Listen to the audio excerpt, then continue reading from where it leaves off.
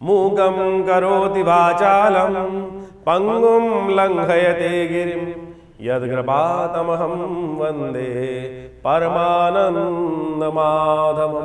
सर्वमंगलमांगल्ये शिवे सर्वार्थसाधिके शरण्ये त्र्यंबके गौरी नारायणी नमोस्तुते।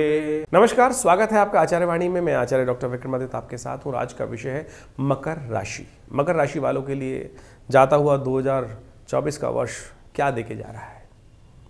जी हाँ, हम आपके साथ हमेशा उपस्थित रहते हैं और देशकाल परिस्थिति के अनुसार से, आपके नक्षत्रों के परिवर्तन, ग्रहों के परिवर्तन के अनुसार से उसका प्रभाव आपके ऊपर क्या पड़ने वाला है, इसके बारे में आपको अवगत कराते ही रहते हैं। तो अब 2024 समाप्ति की तरफ है और दिसंबर का अंतिम समय जो है वो आपके लिए क्या रहेगा, शनि प्रधान राशि वालों के लिए क्या कुछ करेगा। 25 तारीख बुधवार का अवसर, दशमी तिथि है और उस दिन जो नक्षत्रों का योग परिवर्तन का है वो आपके ग्रह नक्षत्र परिवर्तित होकर आपके लिए कर्म के अनुसार से विजय देने के योग बना रहे हैं। तो इसलिए कर्म से भागेगा मत। भाग्य साथ है, कर्म के अनुसार से फल मिलने के योग आपकी राशि में बनते दिखाई दे रहे हैं। भगवान गणेश का स्तवन करके दिन का आरंभ करें। भद्रा है, नए कार्यों में हाथ डालने से बचना चाहिए क्योंकि 9:10 से लेकर रात्रि में करीब 10:30 बजे तक भद्रा का योग है। तो नए कार्यों में से बचें और पुराने चलते हुए कार्यों में कार्य करें, अच्छा रहेगा। 26 तारीख बृहस्पतिवार का अवसर, एकादशी तिथि है और उस दिन सफला एकादशी का योग बन रहा है।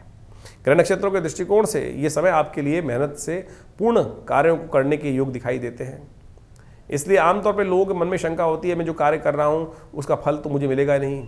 ऐसा नहीं है। जितनी मेहनत करोगे, ये ग्रह बन रहे हैं, उतने रास्ते आपको अवश्य बनते दिखाई देंगे। इसलिए कार्यों से भागिए मत। सफला एकादशी है। सफल कैसे होते हैं। आपके जो कर्म है वो कई बार दुष्कर्म हो जाते हैं और वही कष्ट दे देते हैं। ये सफला एकादशी की कथा जो शास्त्र में वर्णित है उसी को बताती है। हम कथाओं को समझते नहीं हैं, सुनने का प्रयास नहीं करते हैं। शास्त्र में बड़े सुंदर और सरल तरीके से हमारे मति के भ्रमों को दूर करने के लिए उन कथाओं को उपस्थित किया गया है। हम फिल्मों को देखने में लगे रहते हैं आजकल और तथाकथित तौर पर मोटिवेशन जो हमें शास्त्र दे रहे हैं उनको नहीं पकड़ते हैं। सफला एकादशी बहुत महत्वपूर्ण है। कहा जाता है एकादशी का व्रत कर लो, कुछ और करो ना करो, इस कलयुग में वही कल्याण करने वाला है। सफला एकादशी ऐसा ही एक व्रत है जो पुण्यों को उदय करने वाला है और आपकी राशि के दृष्टिकोण से उस महत्व को आपको समझना चाहिए। देखिए, बहुत सुंदर योग बन रहा है, विशेष तौर पर हमें समझने की आवश्यकता है। 26 तारीख को बृहस्पतिवार के दिन एकादशी पड़ रही है, सफला एकादशी, जिसका बारे में हमने आपको बताया अभी। ये सफला एकादशी जो है सफलता देने के लिए अद्भुत है। कई बार हमारे जीवन में, हमारे मनोमस्तिष्क में ऐसे विचार उत्पन्न हो जाते हैं जो हमें कई बार हीन भावना में डाल देते हैं, कष्ट उत्पन्न करने के योग बना देते हैं। शास्त्र में कथा आती है कि सफला एकादशी के रूप में, जो पौष मास के कृष्ण पक्ष की एकादशी है, सफला एकादशी के रूप में जानी जाती है। और ये एकादशी इस प्रकार से है कि बहुत प्राचीन काल में विशेष तौर पर शास्त्र में कहा गया है, चंपावती नाम का एक क्षेत्र था और वहाँ पर एक सेठ रहते थे। उनका जो पुत्र था वो कई गलत कार्यों में लग गया। जीवन है, कई बार गलत व्यक्ति हो जाते हैं, नशा इत्यादि जितने भी व्यभिचार कर्म हो सकते हैं उन सब में कार्य करने की वजह से कहा जाता है कि वो अपने पिता की धन संपदा जो थी सबसे विहीन हो गया। जब गलत कार्य में लगोगे और पाप कृत्य में निवृत्त हो गया। पाप कृत्य में लगने के कारण से कहा जाता है कि कई बार जीवन में इस प्रकार के भाव उत्पन्न हो गए कि सब कुछ सौभाग्य जो था वो बिल्कुल धर्मविहीन, श्रीविहीन, सब कुछ उसके जीवन में योग बन गया। कहा जाता है कई वर्ष तक इस प्रकार का योग चलता रहा, कुछ रास्ता नहीं दिख रहा था। तो भाग्यवश परमात्मा प्रसन्न होने का योग समझे कि परमात्मा प्रसन्न कैसे होते हैं। कहा जाता है कि भिक्षा मांगने तक की स्थिति हो गई। जब इधर उधर भटकता रहता था तो एक दिन एकादशी की सुंदर योग था, देव योग से योग बना, कहीं ना कहीं पूर्व जन्म का संस्कार होगा। पीपल के कुछ विशेष तौर पर कोटर के अंदर कुछ, जैसे कहता है आदमी को खाने को नहीं होता, पुराने ज़माने की बात है, तो कुछ छोटे छोटे जो फल वगैरह थे उसने एकत्र कर रखे थे और जब जैसे विक्षिप्त आदमी होता है उसने पीपल के कोटर में उनको रख दिया। कथा को मूल रूप से समझने की आवश्यकता है कि परमात्मा प्रसन्न करने के लिए हम बड़े बड़े कार्य करते हैं, बड़े बड़े कार्य करने का प्रयास करते हैं और उनको प्रसन्न करने का प्रयास करते हैं। परमात्मा तो अनायास ही बिना सोचे समझे कार्यों से भी प्रसन्न हो जाते हैं। समझे, ये भाग्य को सौभाग्य में परिवर्तन करने का रास्ता। कहा जाता है कि उस व्यक्ति ने विशेष तौर पर क्या किया कि उस जो राजकुमार था, जो सेठ जी का लड़का था, उसने जब विक्षिप्त हो गया था तो फल फूल इकट्ठे करके लाए और पीपल के कोटर में उसको रख दिए और कालांतर में फिर आगे चला गया, कहीं भूल गया। पीपल के अंदर साक्षात भगवान का वास कहा जाता है, साक्षात विष्णु स्वरूप पीपल के पेड़ को कहा जाता है। कहा जाता है उस समर्पण कर लेने मात्र से भगवान ने उस एकादशी के सुंदर योग में एक कर्म करने लेने से उसके जितने पाप थे उससे निवृत्त कर कर उसको पुण्य को प्राप्ति करने का सुंदर योग बना दिया। यानी ये मुहूर्त है, वास्तविक तौर पर समझने की आवश्यकता है। जो लोग अनायास ही भगवान के प्रति समर्पण भाव से कार्य कर देते हैं इस मुहूर्त में, तो उनको उनके कर्मों से मुक्ति प्राप्त करने का, पाप कर्मों से मुक्ति प्राप्त करने का रास्ता बन जाता है। तो जो विचार कर कर शुभ रूप से मंत्र जप कर कर भगवान का व्रत करते हैं तो उनके पुण्यों की कितनी वृद्धि हो सकती है, ये इस कथा का मूल है। ये सफला एकादशी इस प्रकार से इसलिए कहा जाती है सफलता एकादशी, जो सफला एकादशी के रूप में इसका नाम है। तो आप समझे पद्म पुराण की कथा है ये। आज हम कथाओं को विभिन्न रूप से, अलग अलग रूप से उपस्थित करने का प्रयास करते हैं, लेकिन शास्त्रों में इसका महत्व ये कहा गया है कि हम ये मनसा वाचा कर्मणा भी यदि परमात्मा का भजन कर लें तो अनेक प्रकार से, तो कहा जाता है कि वो विशेष तौर पर जब इस प्रकार से उसने कर्म किया और उसका पुण्य प्राप्त हुआ तो पुनः राज्य, जो पिता का राज्य था, उसको देव प्रताप से सुंदर योग से पुनः मिल गया। तो आप समझें इस प्रकार से हमें अवश्य कुछ ना कुछ करते रहना चाहिए, उससे कष्ट से निवृत्ति के योग बन जाते हैं। तो इसको अवश्य करें, इससे आपके कष्ट दूर होने के सुंदर योग बनेंगे। तो मकर राशि वालों, आपने समझा कि किस प्रकार से इस व्रत का महत्व शास्त्र में बताया गया है और आपके लिए बड़ी सीधी सादी बात बताई गई है।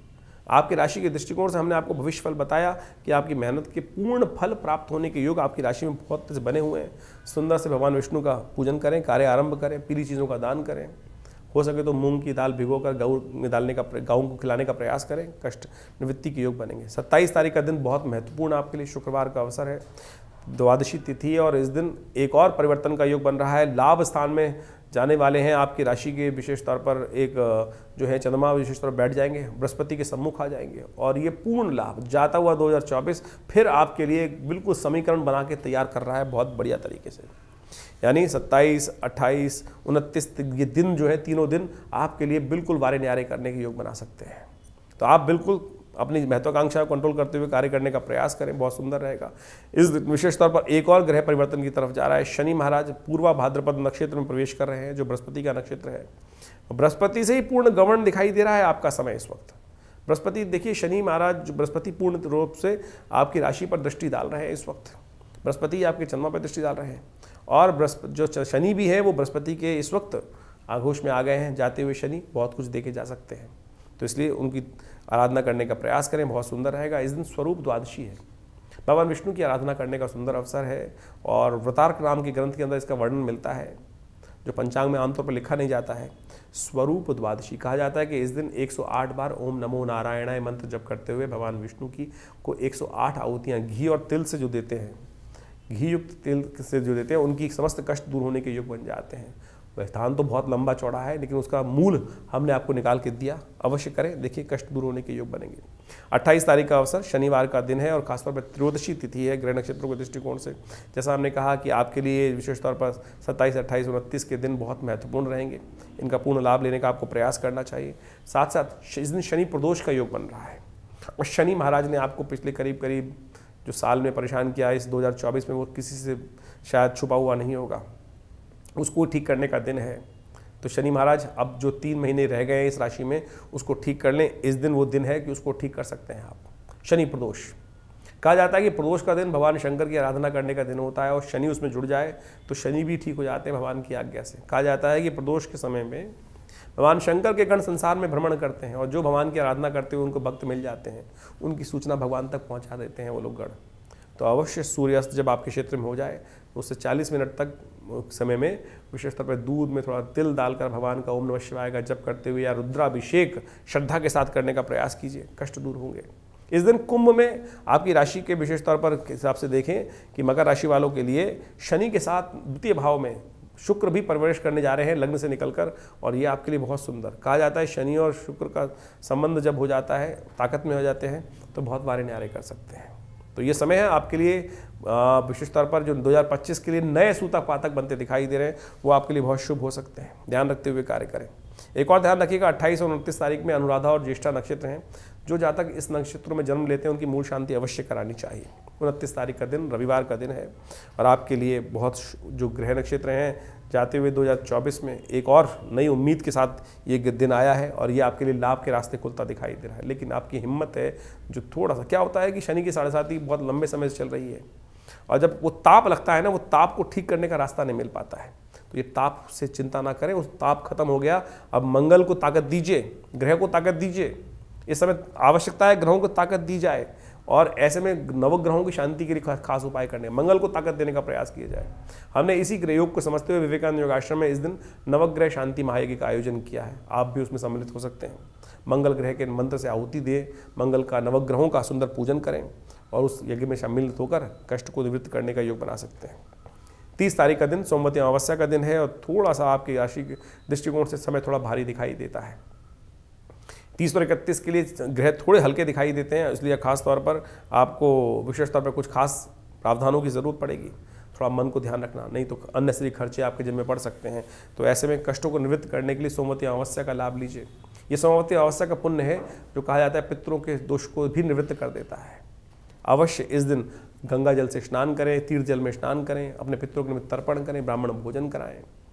और जिनके जीवन में कहीं ना कहीं कष्ट पितृ दोष के कारण से चल रहा है, पितृ ऋण के कारण से चल रहा है, उनको अवश्य इस दिन अपने पितरों की शांति के लिए तर्पण कराने की व्यवस्था करनी चाहिए। ये सब व्यवस्थाएं आश्रम पर विद्यमान है, आप इसका लाभ ले सकते हैं। और 31 तारीख का दिन वर्ष का अंतिम दिवस जो है वो भी विशेष तौर पर आपके लिए थोड़ा सा भारी दिखाई दे रहा है। स्वास्थ्य का ध्यान रखने की ज़रूरत है।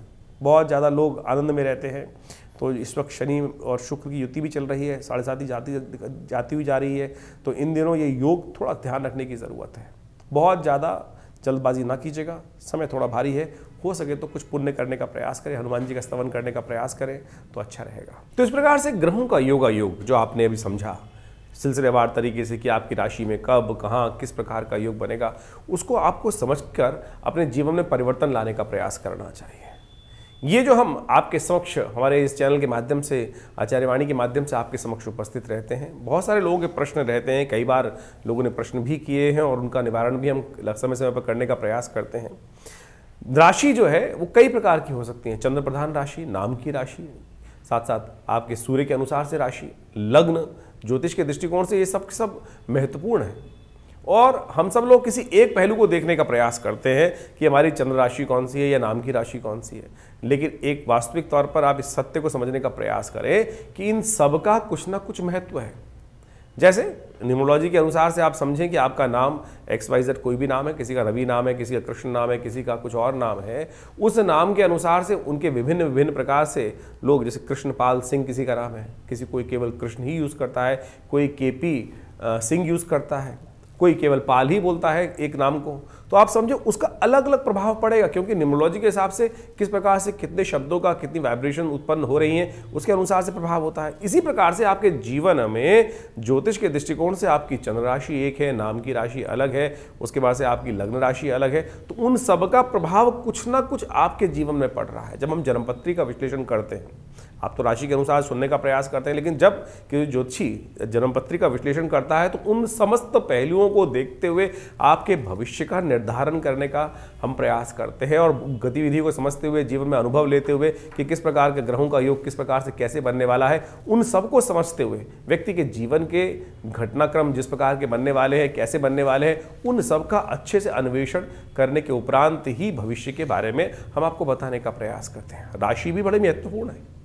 राशि ऐसा नहीं है कि जैसे यहाँ पर हम ज़्यादातर चंद्र राशि का उपयोग करते हैं कि चंद्रमा आपकी जिस राशि में है, आपकी जन्मपत्री के अनुसार से नाम को भी आप देख सकते हैं। बहुत सारे लोग आए संसार के अंदर जिनके पास बहुत सारे आज की तारीख में उनका date of birth, time of birth, place of birth confirm नहीं होता, तो आपके नाम की राशि के अनुसार भी हमारे इस भविष्यफल को देख सकते हैं। लेकिन वास्तविक तौर पर यदि आप अपने भाग्य को सही समझना चाहते हैं तो ज्योतिष की सहस्त्रों शाखाओं में से ज्योतिष की गणना जो है वो वास्तविक तौर पर बहुत चमत्कार उपस्थित कर सकती है, बहुत सारी चीज़ों को पहले से हमें अवगत करा सकती है क्या कुछ होने वाला है। बहुत सारे लोगों के पास जन्मपत्री भी नहीं है, डेट ऑफ बर्थ भी नहीं है, तो उनकी हाथ की रेखाएँ तो हैं, प्रश्न लग्न तो है। ऐसा नहीं है कि ज्योतिष वहाँ पर आपको लाभ नहीं देगा।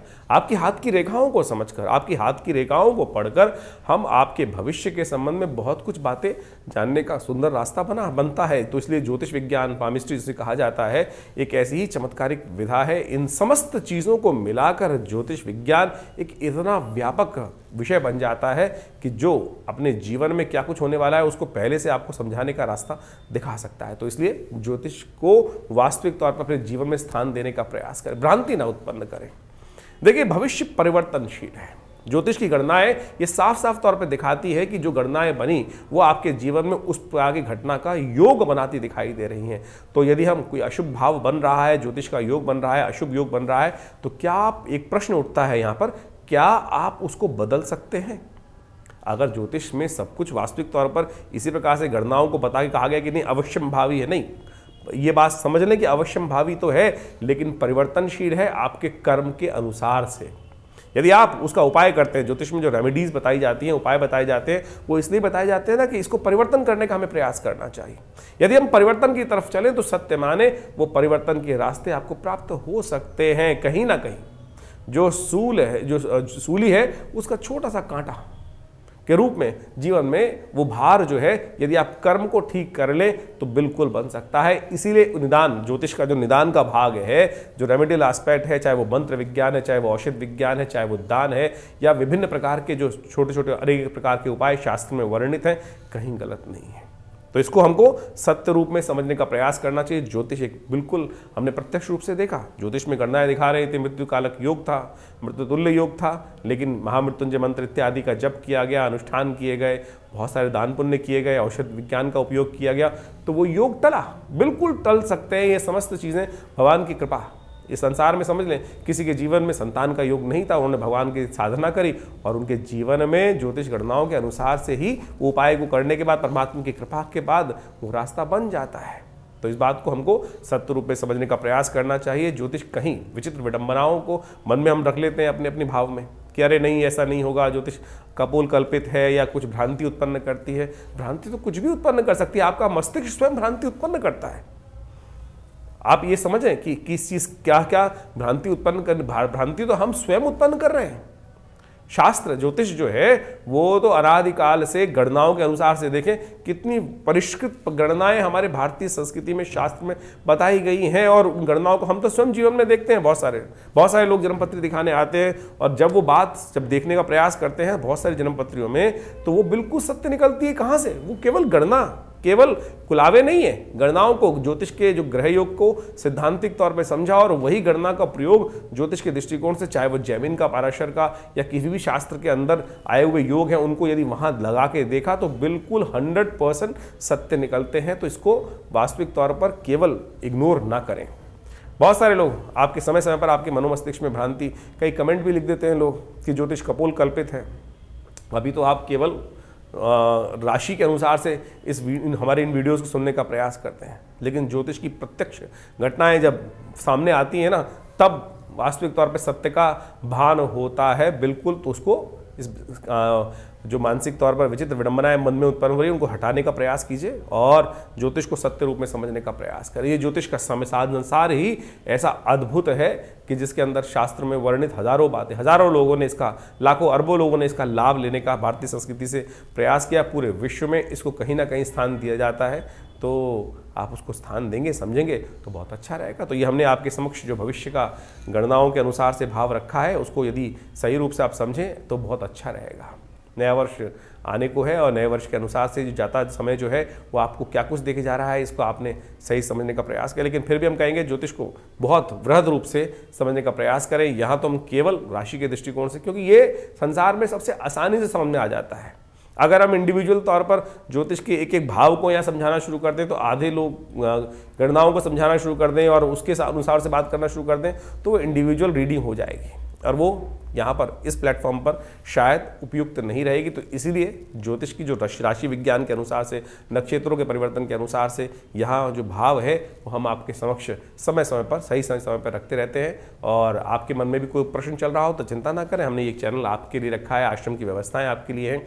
व्हाट्सएप के माध्यम से आप तुरंत हमें अपने प्रश्नों को भेज सकते हैं। हम प्रयास करेंगे उन समस्त प्रश्नों का सही उपयुक्त समय आपको दे सकें, और व्हाट्सएप के माध्यम से जो प्रश्न प्राप्त होते हैं उनके निदान भी हम जल्दी से जल्दी देने का प्रयास करते हैं। लेकिन बहुत सारे लोगों के प्रश्न आ रहे होते हैं, नंबर्स आपके सामने स्क्रीन पर चल रहे हैं, उन पर आप अपने प्रश्नों को भेज सकते हैं। पर्सनल अपॉइंटमेंट लेने के लिए भी उसमें पूरी व्यवस्था आपको व्हाट्सएप के माध्यम से, उस प्रश्न के माध्यम से जो आप भेजेंगे, जो आप इंक्वायरी भेजेंगे, उसमें हम पूरी तरह से हमारे आश्रम संस्थान की तरफ से देने का हम प्रयास करते हैं। बहुत सारे लोग, एक बात और ध्यान रखें, आजकल बहुत सारे लोग हमारे नाम से, कई सारे लोग कह देते हैं कि आचार्य विक्रमादित्य से हम डायरेक्टली बात कर रहे हैं, और बहुत सारे लोग हमारे पास कई प्रकार इस प्रकार की सूचना आई हैं। तो थोड़ा सावधान रहें। हमारा दिल्ली में ही आश्रम है, विवेकानंद योगाश्रम संस्थान है, और हर रविवार को हम स्वयं आप सबसे वहाँ पर मिलते ही है, जिसमें सामूहिक यज्ञ का जो कार्यक्रम होता है। वैसे तो नित्य प्रति 8 घंटे आश्रम में यज्ञ होता है, लेकिन रविवार के दिन सुबह 8 बजे से लेकर 10 बजे तक विशाल भंडारा, सुंदर यज्ञ, स्वाध्याय और आपके प्रश्नों का निदान, जो भी छोटे मोटे प्रश्न हो सकते हैं उनको हम निदान देने का समय पर प्रयास करते ही हैं। तो आप रविवार को विवेकानंद योगाश्रम में सादर आमंत्रित हैं और इस कार्यक्रम में आप भाग लेकर माँ भगवती का सुंदर दर्शन कर सकते हैं। जैसा हमने आपको कई बार बताया है कि विवेकानंद योगाश्रम में 1947 में मुल्तान से माँ भगवती का सुंदर शिव विग्रह पधारा और उनका आज वहाँ पर सुंदर मंदिर विराजमान है। उनका दर्शन करेंगे तो देखिए 500 साल भगवती की दिव्य प्रतिमा पुरानी, उनका दर्शन करने मात्र से बस बहुत सारे कष्ट जीवन से दूर हो जाते हैं। और आप स्वयं सादर आकर रविवार को या कभी भी बहुत सारे उत्सव होते हैं, समय समय पर उसका बारे में हम आपको बताते ही रहते हैं। तो आप यदि आश्रम में आएंगे और माँ भगवती के सुंदर सानिध्य में रहेंगे तो माँ भगवती की कृपा से बहुत सारे जीवन के अप्रत्यक्ष कष्ट भी अपने आप जीवन से दूर हो जाएंगे। साथ साथ विवेकानंद योगाश्रम के माध्यम से हम यहाँ समय समय पर बहुत सारे यज्ञ इत्यादि, बहुत सारी कथाएं, बहुत सारे सुंदर कार्यक्रम समय समय पर आपको बताते रहते हैं, वो होते ही रहते हैं। इसके अलावा योग, प्राकृतिक चिकित्सा, आयुर्वेद का एक पूरा 100 बेड का हॉस्पिटल भी चल रहा है, जिसमें बहुत सारे लोग आकर अपने स्वास्थ्य संबंधी समस्याओं का निदान भी यहाँ पर करते हैं। और बहुत सारी भारतीय पराविद्याओं के संबंध में, चाहे वो मंत्र विज्ञान है, चाहे वो योग विज्ञान है, चाहे वो यज्ञ विज्ञान है, आयुर्वेद, मुद्राएं और इस प्रकार से योग की बहुत सारी सहस्त्रों शाखाएं, प्राणायाम इत्यादि, हठ योग इत्यादि पर बहुत सारा शोध कार्य, कुंडलनी योग, ध्यान योग, इस पर समय समय पर हम प्रकाशित भी करते रहे हैं। करीब करीब 50 पुस्तकें आश्रम की तरफ से प्रकाशित की गई हैं, जो विभिन्न योग इत्यादि के क्षेत्र में, अध्यात्म के क्षेत्र में बहुत अद्भुत स्थान रखती हैं। तो आप हमारे संस्थान से जुड़कर अपने जीवन में पूरा महत्वपूर्ण परिवर्तन लाने के लिए सुंदर योग बनाएं। स्वागत है आपका विवेकानंद योगाश्रम में।